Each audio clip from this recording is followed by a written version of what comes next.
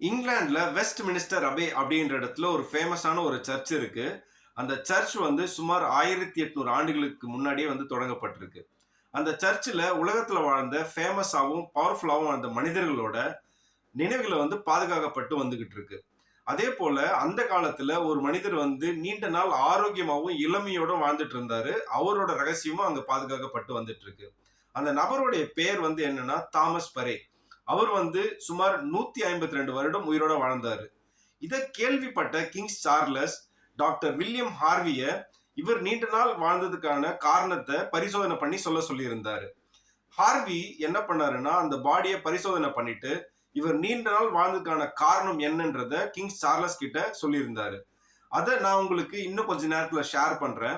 அதுக்கு முன்னாடி நான் வந்து டைனியான ஹேபிட்ஸ பில்ட் பண்றதுக்காக ஹெல்த்துக்கு கோகனட் சிவ்விங் பிராக்டிஸ வந்து நான் சூஸ் பண்ணியிருந்தேன். அதுக்கான காரணம் என்னன்றத உங்ககிட்ட நான் சொல்லணும்னு விருப்பப்படுறேன். ஹியூமன்ஸ் வந்து பாத்தீங்கன்னா, ஒரு நாளைக்கு 1 கேஜில இருந்து 2.7 கேஜி வந்து ஃபுட்ஸ வந்து சாப்பிடுறாங்க. 1 இயர்க்கு வந்து நம்ம கால்குலேட் பண்ணா 365 கிலோ. இதே லைஃப் டைம் ஃபுல்லா நம்ம வந்து கால்குலேட் பண்ணா சுமார் 28,000 கிலோ வரைக்கும் நம்ம வந்து உணவ சாப்பிடுறோம். இத ஒரு உதாரணத்துக்கு நீங்க கற்பனை பண்ணி பார்க்கணும்னா, ஒரு முழுமையா வளர்ந்த 10 யானைக்கு சமமான உணவ வந்து நம்ம சாப்பிடுறோம். நம்ம சாப்பிடுற ஒவ்வொரு உணவும் நம்மளோட டைஜஸ்டிவ் சிஸ்டத்துல தான் வந்து செரிமானம் பண்ணி, நம்ம உடலுக்கு தேவையான சத்து வந்து கிடைக்குது.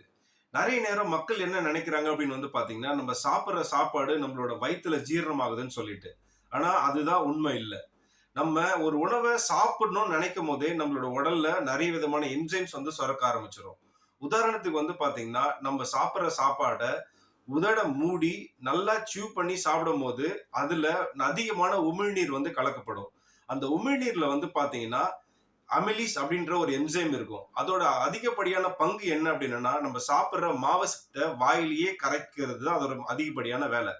ஆனா, இன்னைக்கு வந்து பார்த்தீங்கன்னா, நம்ம சாப்பிடும்போது டிவி பார்த்துக்கிட்டோ, இல்ல மொபைல் பார்த்துக்கிட்டோ, இல்ல பேசிக்கிட்டோ சாப்பிடும்போது நம்மளால ப்ராப்பரா அந்த ஃபங்ஷன் நடக்கிறது இல்ல.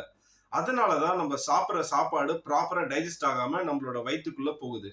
அதனால நமக்கு ஏகப்பட்ட பாதிப்பு வந்து ஏற்படுது. அதே போல அந்த டாக்டர் சார்லஸ் கிட்ட சொன்ன ரிப்போர்ட் என்னன்னா, அவரோட குடல் பகுதி வந்து ரொம்ப ஆரோக்கியமா இருக்கு.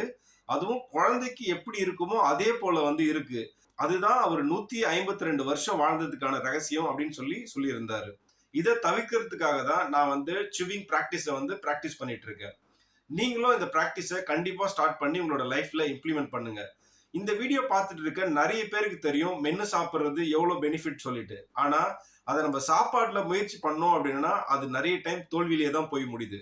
அதுக்காக தான் நான் டெடிகேட்டடா என்னோட வாழ்க்கையில ஒரு 10 நிமிஷம் அதுக்காக ஒதுக்கி, மென்னு சாப்பிடுறதுக்காகவே அந்த பிராக்டிஸ நான் பண்ணிட்டு இருக்கேன். நம்மளோட லைஃப்ல எவ்வளோ பெரிய ஹேபிட்ட வந்து நம்ம ஆட் பண்ணணும்னு நெனைச்சாலும், இந்த மாரி சின்ன சின்னதா டைனியா ஆட் பண்ண முடியும். சீ யூ சூன்.